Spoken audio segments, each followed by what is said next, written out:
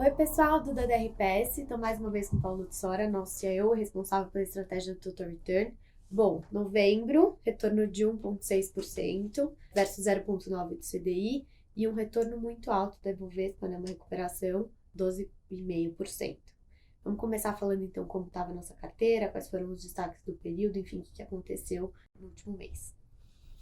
Bom, Duda, foi um mês bom para o Total Return, poderia ter sido melhor se a gente tivesse trabalhado com uma posição direcional maior. A gente, no final do mês passado, né, na verdade no final de outubro, a gente tinha falado que estava mais otimista com o Brasil, com o cenário interno, aí, questão de inflação controlada, juro caindo, uma atividade relativamente resiliente, um ambiente político, na nossa opinião, também mais favorável, a aprovação de medidas no Congresso, a reforma da trabalhista, a tributária que está encaminhada, mas a gente veio assim meio preocupado com o cenário lá fora e preocupado com o fluxo, né? Vendo ainda resgate de fundos no Brasil e aí a gente rodou com um net de mais ou menos entre 10% e 25% ao longo do mês, que foi o que contribuiu principalmente para o retorno do Total Return.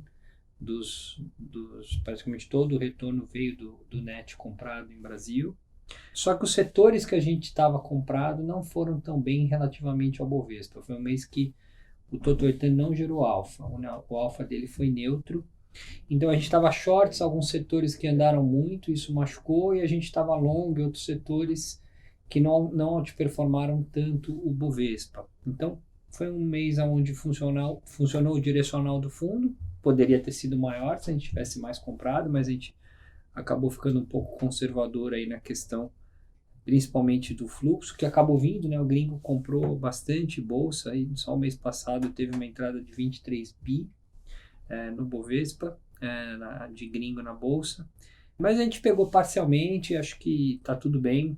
Depois de muitos meses gerando alfa, foi um mês onde o nosso time bottom-up e as nossas escolhas não outperformaram tanto o índice. E esse net estava principalmente em quais setores? Vamos lá. A gente vem assim mexendo um pouco nas escolhas setoriais.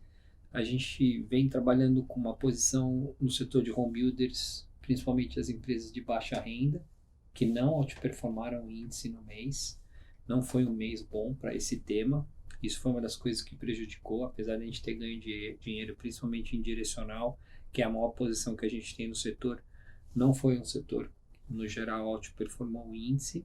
A gente está com uma posição importante no setor elétrico e saneamento, Eletrobras, Copel e Sabesp, que também não outperformaram o índice, apesar de terem subido absolutamente.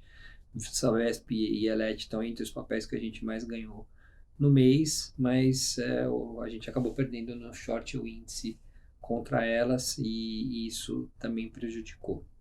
O que ajudou bastante a gente foi o setor de saúde. Aí a gente fez um trade ao longo do mês bem forte em Hapvida e também em Oncoclínicas.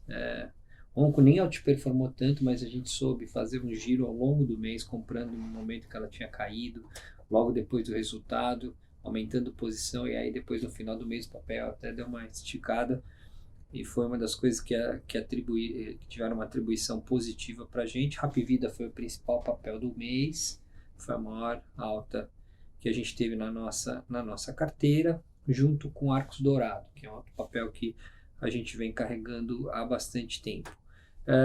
Então o setor de utilities era um setor que a gente está bem posicionado, que não foi um setor muito alto performance, e aí o que performou bem foi esse setor defensivo doméstico, principalmente no caso o setor de saúde via Hapvida, e cíclicos domésticos, e aí destaque para Arcos Dourados, uma posição que a gente tem em CVC e também uma posição que a gente tem em Azul. A gente não está mudando muito a carteira, é uma carteira que tem se mantido relativamente estável há bastante tempo. Ela tem um viés mais doméstico, a nossa exposição aos setores mais aí globais, cíclicos, exportadores de commodities tem sido menor. A gente tem alguma coisa ainda no setor de petróleo, mas com uma posição bem menor e agora arrediada com o próprio petróleo. Então, isso é uma coisa que no relativo a gente está under, e uma outra coisa que a gente está under que prejudicou bastante a gente no mês foi o setor bancário, os bancos, né?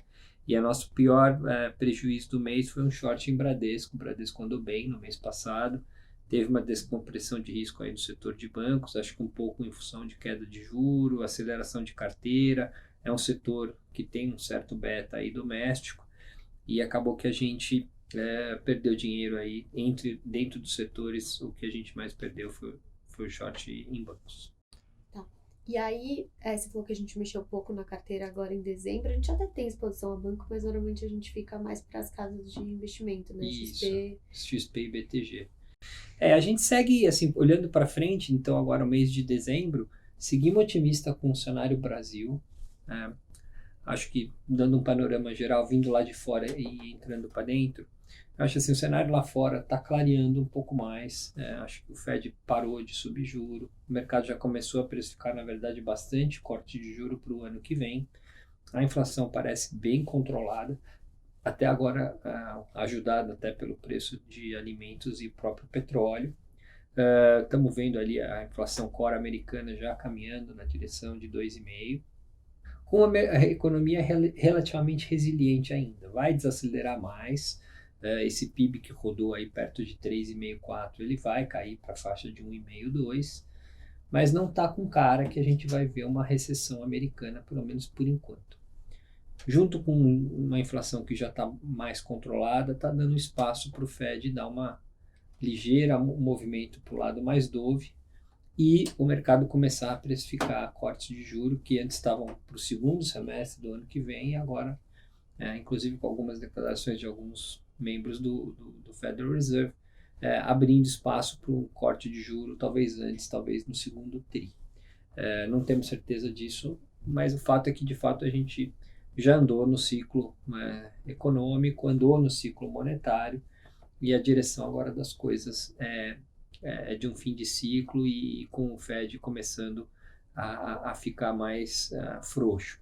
China, na nossa cabeça, é meio neutro, ainda tem algum estímulo por vir, mas assim, acho que está garantido que o ano que vem é um ano de um PIB que deve rolar aí entre 4% e 5%, dificilmente muito abaixo disso. Então nós estamos meio que no fim aí do grande ciclo econômico e monetário global, que dá um conforto de que não vai acontecer nada assim muito extraordinário, a não ser algum evento geopolítico na economia global. Estamos fazendo um bottom de expectativa, se eu tivesse, de crescimento e uma mudança aí para uma inflação mais dentro do controle, e os bancos centrais começando a falar mais fino. Acho que isso é bem importante. Para sustentar uma tese mais otimista de Brasil, a gente não está fazendo quase nada lá fora, estamos concentrando o nosso risco no Brasil, e aí é uma junção de várias coisas. Primeiro, um ambiente político bem, eu diria, bem positivo, o Congresso aprovando as medidas do Haddad na direção de melhorar o ambiente fiscal para o ano que vem. Estamos vendo uma inflação, de novo, que nem eu falei, bastante controlada, na nossa cabeça já indo na direção ali dos 3%, que é a meta do Banco Central. Se não for 3, é 3,5, enfim. E os núcleos melhorando, os serviços melhorando. Mesmo num ambiente onde a atividade não está tão fraca, né? Então o emprego está bem resiliente. A gente começa a ouvir dos bancos uma melhora de ambiente de crédito, talvez voltar a tomar um pouco de risco de crédito olhando para 2024, então uma inflexão ali na curva de ciclo de crédito no Brasil. Então, assim, com a cara de uma atividade na ponta começando a melhorar. Acho que o ano que vem o PIB deve ficar ali perto de 2%. Então, isso mesmo com o juro ainda muito alto, e aí abrindo espaço para o Banco Central seguir na trajetória de corte de juros. Até um tempo atrás o mercado não achava que o juro iria muito para baixo do 10. A gente já está achando que talvez o juro vá mais para perto do 9 do que do 10. Uma coisa que está ajudando muito é o câmbio. O câmbio está super controlado no Brasil. Acho que se tem um fundamento nosso que está espetacular na nossa balança comercial, que o ano que vem deve fechar entre 80 e 100 bilhões de dólares positiva. Então isso dá uma âncora bem forte para o câmbio, que consequentemente dá uma âncora para a inflação, que consequentemente abre espaço para o Banco Central poder dar um passo a mais, mesmo que o diferencial de juro Brasil e Estados Unidos esteja num nível mais baixo do que a média histórica. Eu acho que essa balança comercial muito robusta dá uma condição para o Banco Central ser um pouquinho mais arrojado na questão do juro. Então, acho que talvez o juro vá mais para perto do 9 do que fique mais para perto do 10, e aí você pode criar um ambiente de mais apetite a risco, volta dinheiro para a Bolsa, e aí daí é um pouco o nosso otimismo aí de seguir comprado em Bolsa, que segue com um valuation barato, né? Então, pelos nossos modelos aqui, a gente olha por setor, por empresa, o agregado da Bolsa, sem commodities, com commodities, a gente vê ainda uma bolsa doméstica, mais ou menos um desvio padrão descontado em relação à média histórica, em termos de equity risk premium, e com uma potencial início de revisão de earnings para cima em 2024, depois de um período longo de revisões para baixo que a gente veio acompanhando aí ao longo de 2023.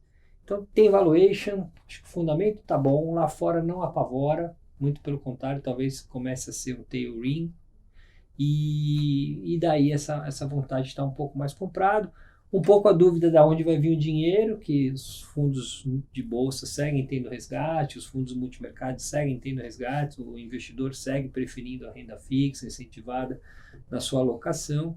A gente nunca vai saber em que momento esse negócio vai virar. O fundamento está a nosso favor, aqui a gente está com uma cabeça um pouco mais otimista. E a nossa cabeça é manter um pouco os setores, home builders baixa renda, o setor elétrico e saneamento. A gente está começando a colocar um pé um pouco maior em cíclicos domésticos, e aí tem um pouco de Azul, tem um pouco de CVC. A gente tem olhado um pouquinho aí o consumo mais discricionário, Soma, lojas Renner. Então a cabeça é ter uma bolsa mais doméstica. Seguimos aí under commodities, seguimos under bancões grandes, e preferindo os bancos de nicho aí, XP e PTG. Perfeito. Obrigada. A próxima gravação já vai ser 2024. Já vai ser nossa ano que última vem. gravação esse ano. Obrigada. Até mais. Eu que agradeço. Tchau, E tchau. boas festas a todos. Tchau, tchau.